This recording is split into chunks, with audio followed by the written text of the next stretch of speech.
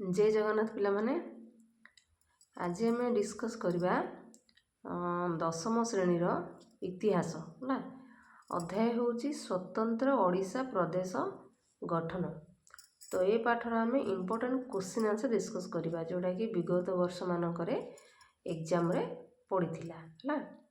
तो देख प्रथम आम डिस्कस करवा दीर्घ उत्तरमूलक प्रश्नोत्तर आमर लॉन्ग क्वेश्चन है। तो देख दीर्घ उत्तरमूलक प्रश्न उत्तर में 5टी अच्छी इंपोर्टेंट क्वेश्चन सेटा हूँ। एक नंबर हूँ उत्कल सम्मिलनीर गठन और उद्देश्य संबंध रे एक विवरणी प्रदान कर है। पुणी थे क्वेश्चन डिस्कस कर दूची उत्कल सम्मिलनीर गठन और उद्देश्य संबंध रे एक विवरणी प्रदान कर है। यहाँ हूँ इंपोर्टेंट क्वेश्चन। 2 नंबर आसला अटली सब कमिटी किपरि गठित होइथिला एवं स्वतंत्र ओडिशा प्रदेश गठन संक्रांत रे एहा कौन सुपारिश करथिला है। पुणी पढ़ी दूची मु अटली सब कमिटी किपरि गठित होइथिला एवं स्वतंत्र ओडिशा प्रदेश गठन संक्रांत रे एहा कौन सुपारिश करथिला। ए क्वेश्चन हमर 2016 मसिया रे आस्थिला है। तापर आसला 3 नंबर क्वेश्चन फिलिप डफ कमिटी उपरे एक टिप्पणी लेख है। फिलिप डफ कमिटी उपरे एक टिप्पणी लेख ये क्वेश्चन हमर 2016 रे आसीथिला। तापर आसला संबलपुर रे ओडिया भाषा आंदोलन संपर्क रे एक संक्षिप्त टिप्पणी लेख है। संबलपुर रे ओडिया भाषा आंदोलन संपर्क रे एक संक्षिप्त टिप्पणी लेख है। संबलपुर जे हमर ओडिया भाषा विषय नहीं गोटे आंदोलन होता ता विषय टिप्पणी लिखापी से कही है।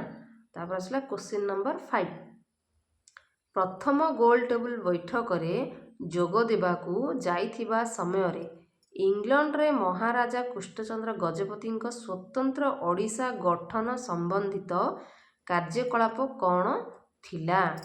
क्वेश्चन पुणी थे पढ़ी दूची प्रथम गोल टेबल बैठक रे जोग देबाकू जाइथिबा समय रे इंग्लैंड रे महाराजा कृष्णचंद्र गजपति स्वतंत्र ओडिशा गठन संबंधित कार्यकलाप कौन थिला है।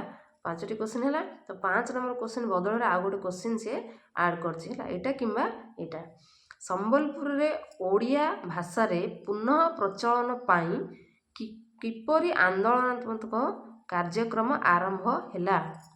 देखो दुईटा जा क्वेश्चन सेम अच्छी किंतु तुम्हें माने बुझा दरकार ठीक से बुझी पारिबनी। तो ये दुईटा जा क्वेश्चन सेम पड़ी 5 नंबर क्वेश्चन जहाँ पढ़ली सेटा पढ़ले मते गोटे आंसर सेकेंड जो किंबारे मु पढ़ली सेटा भी मते पढ़ले से गोटे आंसर लिखा जाबो कि तुम्हें बुझी पारिबा दरकार। पुणी थ डिस्कस कर दूची देखो 5 नंबर प्रश्न देला जे प्रथम गोल टेबल बैठक रे जोग देबाकू जाइथिबा समय रे इंग्लैंड रे महाराजा कृष्णचंद्र गजपति स्वतंत्र ओडिशा गठन संबंधित कार्यकलाप कौन थिला। तो किंबार से कौन देछि संबलपुर रे ओडिया भाषा रे पुनः प्रचलन पाई किपरि आंदोलनात्मक कार्यक्रम आरंभ हैला। क्वेश्चन को खाली तुम मैंने बुझिकी तार आंसर दवाई चेष्टा कर है। ये क्वेश्चन जो पढ़ले एटा 2020 मसीह आमर पड़ता है। तो अध्याय आमर स्वतंत्र ओडिशा प्रदेश गठन रे यही 5टी क्वेश्चन अच्छी वेरी वेरी इंपोर्टेंट है जोटा कि 2023 रे आउ 20 ये सब ईयर मानक ये क्वेश्चन सारा पड़ता है। तापर आम देखा संक्षिप्त उत्तरमूलक प्रश्न है यही अध्याय है। ये स्वतंत्र ओडिशा प्रदेश गठन अध्यायर संक्षिप्त उत्तरमूलक प्रश्न कौन पड़ता मुझे पढ़ुची मन दी शुण। क्वेश्चन नंबर 1 13टा क्वेश्चन अच्छी है। 1866 महादुर्भिक्ष पर कमिशनर टी.ई. रेभेन्सा ओडिशार उन्नति पाई कौन करथिले है। पुणी थे पढ़ी दूसरी मु रिपीट डबल करुच्ची जहाँद्वारा कि तुम्हें मैंने जापर ठीक से शुणी पार। 1866 महादुर्भिक्ष पर कमिशनर टी.ई. रेभेन्सा ओडिशार उन्नति पाई कौन करथिले है। यहाँ संक्षिप्त उत्तरमूलक प्रश्न। 2 नंबर है केबे और केउठारे उत्कल सभा गठित होइथिला एहार मुख्य उद्देश्य कौन थिला है। केबे और केउठारे उत्कल सभा गठित होइथिला एहार मुख्य उद्देश्य कौन थिला। नेक्स्ट 3 नंबर क्वेश्चन है ଉତ୍କଳ ସମ୍ମିଳନୀର ପ୍ରଥମ ଅଧିବେଶନ କେବେ ଓ କେଉଁଠାରେ ଅନୁଷ୍ଠିତ ହୋଇଥିଲା? ଏଥିରେ କିଏ ସଭାପତିତ୍ୱ କରିଥିଲେ? ହେଲା, ଉତ୍କଳ ସମ୍ମିଳନୀର ପ୍ରଥମ ଅଧିବେଶନ କେଉଁଠି ହେଇଥିଲା, କେବେ ଓ କେଉଁଠି ହେଇଥିଲା ଏବଂ ଏଥିରେ କିଏ ସଭାପତିତ୍ୱ କରିଥିଲେ? ହେଲା, ତିନିଟା କ୍ୱେଶ୍ଚନ୍ ହେଲା। ତାପରେ ଆସିଲା 4 ନମ୍ବର କ୍ୱେଶ୍ଚନ୍। କାହିଁକି ମଧୁବାବୁ ଉତ୍କଳ ସମ୍ମିଳନୀ ସହିତ ସମ୍ପର୍କ ଛିନ୍ନ କରିଥିଲେ? ହେଲା, କାହିଁକି ମଧୁବାବୁ ଉତ୍କଳ ସମ୍ମିଳନୀ ସହିତ ସମ୍ପର୍କ ଛିନ୍ନ କରିଥିଲେ? ଛିନ୍ନ ମାନେ କ'ଣ, ଭାଙ୍ଗି ଦେଇଥିଲେ। ହେଲା, ଏଇ କ୍ୱେଶ୍ଚନ୍ଟା ହେଉଛି ଭେରି ଇମ୍ପୋର୍ଟାଣ୍ଟ, 4 ନମ୍ବର କ୍ୱେଶ୍ଚନ୍। ହେଲା, ଏଇ କ୍ୱେଶ୍ଚନ୍ଟା କ'ଣ 2016, 2018 ଏବଂ 2019 ଏ ତିନୋଟି ଇୟର୍ରେ ଆସିଥିଲା। ହେଲା, ପୁଣି ପଢ଼ି ଦେଉଛି ମୁଁ। କାହିଁକି ମଧୁବାବୁ ଉତ୍କଳ ସମ୍ମିଳନୀ ସହିତ ସମ୍ପର୍କ ଛିନ୍ନ କରିଥିଲେ? ହେଲା, ଏଇଟା ହେଉଛି ଭେରି ଇମ୍ପୋର୍ଟାଣ୍ଟ, ସଂକ୍ଷିପ୍ତ ଉତ୍ତରମୂଳକ ପ୍ରଶ୍ନ ଏଇଟା ଆସିଥିଲା। ହେଲା, ତାପରେ ଆସିଲା 5 ନମ୍ବର ପ୍ରଶ୍ନ। ଉତ୍କଳ ସମ୍ମିଳନୀର ମୁଖ୍ୟ ଲକ୍ଷ୍ୟ କ'ଣ ଥିଲା? ଉତ୍କଳ ସମ୍ମିଳନୀର ମୁଖ୍ୟ ଲକ୍ଷ୍ୟ କ'ଣ ଥିଲା? ତାପରେ ଆସିଲା 6 ନମ୍ବର। ହେଲା, ଉତ୍କଳ ସମ୍ମିଳନୀରେ କିପରି ଏକ ପ୍ରକାର କଂଗ୍ରେସରେ ମିଶିଲା? ହେଲା, ଉତ୍କଳ ସମ୍ମିଳନୀ କିପରି ଏକ ପ୍ରକାର କଂଗ୍ରେସରେ ମିଶିଥିଲା? ଏଇଟା ହେଉଛି 6 ନମ୍ବର ପ୍ରଶ୍ନ। ତାପରେ ଆସିଲା 7 ନମ୍ବର ପ୍ରଶ୍ନ। ଏଇଟା ହେଉଛି 13ଟା ଇମ୍ପୋର୍ଟାଣ୍ଟ କ୍ୱେଶ୍ଚିନ୍ ଅଛି। ହେଲା, 7 ନମ୍ବର କ୍ୱେଶ୍ଚିନ୍ ପଡ଼ୁଛି ଦେଖ। ଉତ୍କଳ ସମ୍ମିଳନୀର ଚକ୍ରଧରପୁର ଅଧିବେଶନର ଗୁରୁତ୍ୱ କ'ଣ ଥିଲା? ଉତ୍କଳ ସମ୍ମିଳନୀର ଚକ୍ରଧରପୁର ଅଧିବେଶନର ଗୁରୁତ୍ୱ କ'ଣ ଥିଲା? ହେଲା, ତାପରେ ଆସିଲା 8 ନମ୍ବର କ୍ୱେଶ୍ଚିନ୍। ଲର୍ଡ଼ କର୍ଜନଙ୍କୁ କିଏ ଓଡ଼ିଶା ଆଣିଥିଲେ? କର୍ଜନଙ୍କ ଗସ୍ତ ଫଳରେ ଓଡ଼ିଶା କ'ଣ ଲାଭ ହେଲା? ହେଲା, 8 ନମ୍ବର ପ୍ରଶ୍ନ କ'ଣ ପିଲାମାନେ? ଲର୍ଡ଼ କର୍ଜନଙ୍କୁ କିଏ ଓଡ଼ିଶା ଆଣିଥିଲେ ଏବଂ କର୍ଜନଙ୍କ ଗସ୍ତ ଫଳରେ ଓଡ଼ିଶାର କ'ଣ ଲାଭ ହୋଇଥିଲା? ସେ ଯେଉଁ ଆସିଥିଲେ ଆମ ଓଡ଼ିଶାକୁ ଲର୍ଡ଼ କର୍ଜନ, ସେ ତାଙ୍କୁ କିଏ ଆଣିଥିଲା ଏବଂ ସେ ଆସିବା ଫଳରେ ଆମର ଓଡ଼ିଶାର କ'ଣ ଲାଭ ହୋଇଥିଲା? ହେଲା, ଏଇଟା ହେଉଛି 8 ନମ୍ବର ପ୍ରଶ୍ନ। ତାପରେ ଆସିଲା 9 ନମ୍ବର ପ୍ରଶ୍ନ। ନୂତନ ଓଡ଼ିଶା ପ୍ରଦେଶର ପ୍ରଥମ ବିଧାନସଭା ପାଇଁ 1937 ମସିହାରେ ଅନୁଷ୍ଠିତ ନିର୍ବାଚନ ସମ୍ପର୍କରେ ଏକ ଟିପ୍ପଣୀ ଲେଖ। ହେଲା, କ୍ୱେଶ୍ଚନ୍ ପୁଣି ରିପିଟ୍ କରୁଛି। ନୂତନ ଓଡ଼ିଶା ପ୍ରଦେଶର ପ୍ରଥମ ବିଧାନସଭା ପାଇଁ 1937 ମସିହାରେ ଅନୁଷ୍ଠିତ ନିର୍ବାଚନ ସମ୍ପର୍କରେ ଏକ ଟିପ୍ପଣୀ ଲେଖ। ହେଲା, ତାପରେ ଆସିଲା 10 ନମ୍ବର ପ୍ରଶ୍ନ। ମାନ୍ଦ୍ରାଜ ଠାରେ କିଏ ସାଇମନ କମିଶନଙ୍କୁ ସାକ୍ଷାତ କରିଥିଲେ? ହେଲା, ମାନ୍ଦ୍ରାଜ ଠାରେ କିଏ ସାଇମନ କମିଶନଙ୍କୁ ସାକ୍ଷାତ କରିଥିଲେ? ସାଇମନ କମିଶନ ଆଗରେ ସେ କି ଯୁକ୍ତି ଉପସ୍ଥାପନ କରିଥିଲେ ଓ କମିଶନ କ'ଣ ଉପଲବ୍ଧି କରିଥିଲେ? ହେଲା, ପୁଣି ପଢ଼ି ଦେଉଛି 10 ନମ୍ବର କ୍ୱେଶ୍ଚନ୍। ମାନ୍ଦ୍ରାଜ ଠାରେ କିଏ ସାଇମନ କମିଶନଙ୍କୁ ସାକ୍ଷାତ କରିଥିଲେ? ସାଇମନ କମିଶନ ଆଗରେ ସେ କି ଯୁକ୍ତି ଉପସ୍ଥାପନ କରିଥିଲେ? କମିଶନ କ'ଣ ଉପଲବ୍ଧି କରିଥିଲେ? ହେଲା, ତାପରେ ଆସିଲା 11 ନମ୍ବର କ୍ୱେଶ୍ଚନ୍। କୃଷ୍ଣଚନ୍ଦ୍ର ଗଜପତିଙ୍କ ମନ୍ତ୍ରିମଣ୍ଡଳର କାର୍ଯ୍ୟକଳାପ ଉପରେ ଆଲୋକପାତ କର। କୃଷ୍ଣଚନ୍ଦ୍ର ଗଜପତିଙ୍କ ମନ୍ତ୍ରିମଣ୍ଡଳ କାର୍ଯ୍ୟକଳାପ ଉପରେ ଆଲୋକପାତ କର। ହେଲା, ତାପରେ ଆସିଲା 12 ନମ୍ବର କ୍ୱେଶ୍ଚନ୍। ଏଇଟା ହେଉଛି ପିଲା ସଂକ୍ଷିପ୍ତ ଉତ୍ତରମୂଳକ ପ୍ରଶ୍ନ। ହେଲା, ଏ ଯେଉଁ ଯାହା ମୁଁ ପଢ଼ୁଛି ଏଇଟା ହେଉଛି ସଂକ୍ଷିପ୍ତ ଉତ୍ତରମୂଳକ ପ୍ରଶ୍ନ। 12 ନମ୍ବର ହେଲା, ନିର୍ବାଚିତ ସରକାର ଗଠିତ ହେବା ପର୍ଯ୍ୟନ୍ତ ନୂତନ ଓଡ଼ିଶାର ଶାସନ ଦାୟିତ୍ୱ ନିର୍ବାହ କରିବା ପାଇଁ ଉପଦେଷ୍ଟା ପରିଷଦ ଗଠନ କିପରି କରାଯାଇଥିଲା? ହେଲା, ନିର୍ବାଚିତ ସରକାର ଗଠିତ ହେବା ପର୍ଯ୍ୟନ୍ତ ନୂତନ ଓଡ଼ିଶାର ଶାସନ ଦାୟିତ୍ୱ ନିର୍ବାହ କରିବା ପାଇଁ ଉପଦେଷ୍ଟା ପରିଷଦ ଗଠନ କିପରି କରାଯାଇଥିଲା? ହେଲା, ତାପରେ ଆସିଲା 13 ନମ୍ବର କ୍ୱେଶ୍ଚନ୍। କୃଷ୍ଣଚନ୍ଦ୍ର ଗଜପତିଙ୍କ ମିଳିତ ମନ୍ତ୍ରିମଣ୍ଡଳର କାର୍ଯ୍ୟାବଳୀ ଓଡ଼ିଆମାନଙ୍କର କେଉଁ 2ଟି ଆକାଂକ୍ଷା ପୂରଣ କରିଥିଲା? ହେଲା, ପୁଣି ମୁଁ ରିପିଟ୍ କରୁଛି। କୃଷ୍ଣଚନ୍ଦ୍ର ଗଜପତିଙ୍କ ମିଳିତ ମନ୍ତ୍ରିମଣ୍ଡଳର କାର୍ଯ୍ୟାବଳୀ ଓଡ଼ିଆମାନଙ୍କର କେଉଁ 2ଟି ଆକାଂକ୍ଷା ପୂରଣ କରିଥିଲା? ହେଲା, ଏଇଟା ହେଉଛି ସଂକ୍ଷିପ୍ତ ଉତ୍ତରମୂଳକ ପ୍ରଶ୍ନର 13ଟା ଇମ୍ପୋର୍ଟାଣ୍ଟ କହିଲି। ତା ଆଗରୁ ଦୀର୍ଘ ଉତ୍ତରମୂଳକ ପ୍ରଶ୍ନ ଉତ୍ତରର 5ଟି କ୍ୱେଶ୍ଚନ୍ କହିଲି। ଏବେ ବର୍ତ୍ତମାନ ଅତି ସଂକ୍ଷିପ୍ତ ଉତ୍ତରମୂଳକ ପ୍ରଶ୍ନ ପାଖକୁ ଯିବା ଆମେ। ହେଲା, ତାର ରହିଛି ଆମର 8ଟି ପ୍ରଶ୍ନ। ହେଲା, ଅଧ୍ୟାୟଟା କ'ଣ ଆମର ସ୍ୱତନ୍ତ୍ର ଓଡ଼ିଶା ପ୍ରଦେଶ ଗଠନ।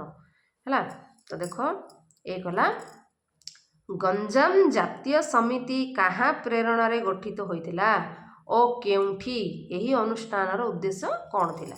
ହେଲା, ଗଞ୍ଜାମର ଜାତୀୟ ସମିତି କାହା ପ୍ରେରଣାରେ ଗଠିତ ହୋଇଥିଲା ଏବଂ କେଉଁଠି ହେଇଥିଲା और यही अनुष्ठान उद्देश्य कौन थिला है यहाँ हूँ अति संक्षिप्त उत्तरमूलक प्रश्नर यहाँ हूँ 1 नंबर प्रश्न है। तापर आसला 2 नंबर प्रश्न प्रथम गोल टेबुल बैठक महाराजा कृष्णचंद्र गजपति प्रतिनिधि मानू वितरण करथिबा पुस्तिकार नाम कौन एवं से लंडन ठारे स्वतंत्र ओडिशा प्रदेश गठन संक्रांत रे काहाकू साक्षात करथिले है। 2 नंबर प्रश्न कौन पिला माने प्रथम गोल टेबुल बैठक महाराजा कृष्णचंद्र गजपति प्रतिनिधि मानू वितरण करथिबा देइथिबा पुस्तिकार नाम कौन एवं से लंडन ठारे स्वतंत्र ओडिशा प्रदेश गठन संक्रांत रे काहाकू साक्षात करथिले है। तापर आसला 3 नंबर प्रश्न कृष्णचंद्र गजपति मिलित मंत्रिमंडल द्वारा ओडिया मानकर केउं 2टी आकांक्षा फलवती होई पारथिला है। आउ थे मुझे रिपीट करछि कृष्णचंद्र गजपति मिलित मंत्रिमंडल द्वारा ओडिया मानकर केउं 2टी आकांक्षा फलवती होई पारिथिला है। तापर आसला 4 नंबर प्रश्न तृतीय पंचवार्षिक योजना काहींकी फलप्रद होई नथिला है। तृतीय पंचवार्षिक योजना काहींकी फलप्रद होई पारि नथिला।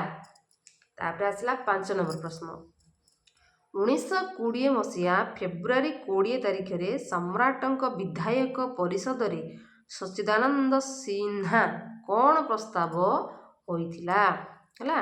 1920 फेब्रुआरी 20 रे सम्राटक विधायक परिषद रे सच्चिदानंद सिन्हा कौन प्रस्ताव होइथिले है। तापर आसला 6 नंबर प्रश्न मधुबाबू उत्कल सम्मिलनी सहित काहींकी संपर्क छिन्न करथिले है। मधुबाबू उत्कल सम्मिलनी सहित काहींकी संपर्क छिन्न करथिले ए क्वेश्चन हमर 2022 मसीह आसला है। तापर आसला 7 नंबर क्वेश्चन बालेश्वर बोधदायिनी केबे और कहा संपादन रे प्रकाशित होइतिला। बालेश्वर जो आमर अछि बोधदायिनी से केबे और कहा संपादन रे प्रकाशित होइतिला एटा भी हमर 2022 मसीह क्वेश्चन आसला। तापर अछि 8 नंबर प्रश्न उत्कल सम्मिलनी रो 10म अधिवेशन केबे अनुष्ठित होइतिला है।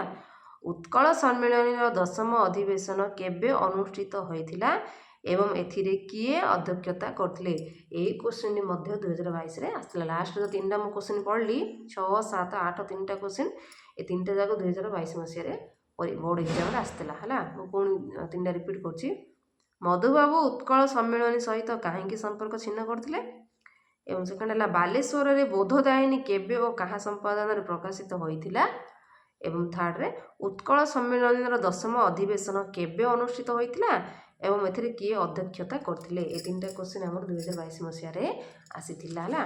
तो एति क्वेश्चन है हमर कोन ना स्वतंत्र ओडिशा प्रदेश गठन है ए पाठर एति होची इंपोर्टेंट क्वेश्चन है।